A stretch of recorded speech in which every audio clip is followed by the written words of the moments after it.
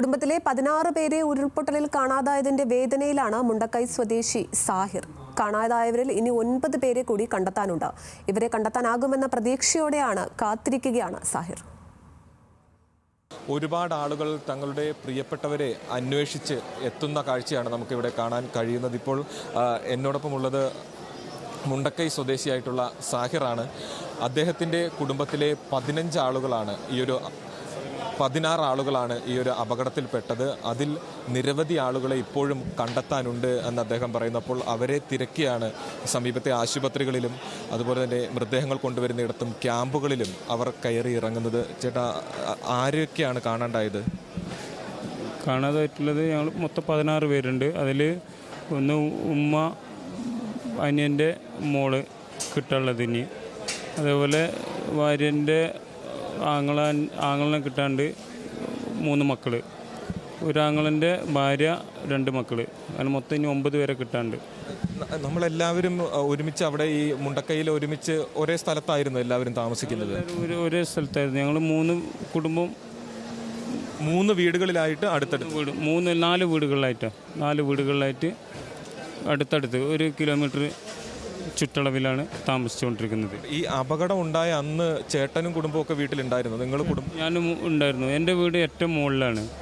എൻ്റെ വീട്ടിൽ നിന്ന് ഞാൻ ഒരു 15 മീറ്ററോളം അടുത്ത് വരെ വന്നിട്ടാണ് ഇത് മൊത്തം അടിച്ച് പോയത്. ബാക്കി 3 കുടുംബം താഴെയാണ്. അതിൽ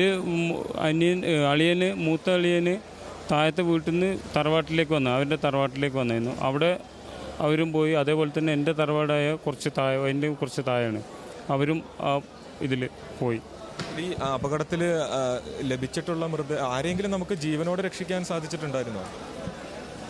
ഇല്ല, എൻ്റെ കുടുംബത്തിൽ നിന്ന് ആരെയും രക്ഷപ്പെടുത്താൻ കഴിഞ്ഞിട്ടില്ല. നമ്മളെ തൊട്ടടുത്തുള്ള അയൽവാസികളൊക്കെ ആയിട്ട് നമുക്കിപ്പോൾ ആ സമയത്ത് അതെല്ലാം നടക്കുള്ളൂ. കാരണം നമുക്ക് ബന്ധുക്കളെടുത്തേക്കായിട്ട് നമുക്ക് എത്താൻ കഴിയുന്നില്ല. കാരണം റോഡ് കംപ്ലീറ്റ് ബ്ലോക്കായി. ഞങ്ങൾ പോയിക്കൊണ്ടിരുന്ന റോഡ് ഞങ്ങൾ തൊട്ട് 15 മീറ്ററോളം അടുത്ത് വരെ ബ്ലോക്കായി കിടക്കുകയാണ്. അത് കാരണം ഞങ്ങൾ അങ്ങോട്ട് കടക്കാൻ കഴിയുന്നില്ല. പിന്നെ ആ സമയത്ത് അടുത്തുള്ള ആളുകളെ മാക്സിമം രക്ഷപ്പെടുത്താൻ കഴിഞ്ഞു.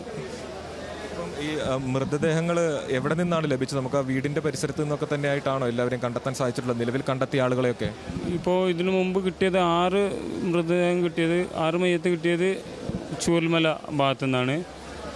ഒരു കുട്ടീൻ്റെ ഇന്നിപ്പോൾ കിട്ടിയത് വായക്കാട് മലപ്പുറം ജില്ലയാണ്. കോഴിക്കോട് മലപ്പുറം വായക്കാട് നിന്നാണ് ഒന്ന് കിട്ടിയിട്ടുള്ളത്.